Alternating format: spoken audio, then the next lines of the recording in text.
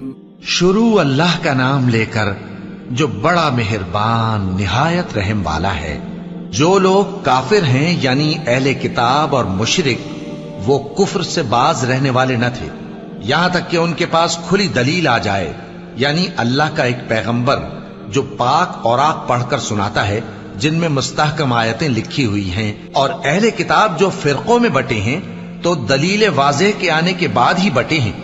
हालांकि उनको हुक्म तो यही हुआ था कि अल्लाह की इबादत करें, इताअत को उसी के लिए खालिस करते हुए यकसू होकर, और नमाज कायम करें और ज़कात दें, और यही मजबूत उसूलों वाला दीन है।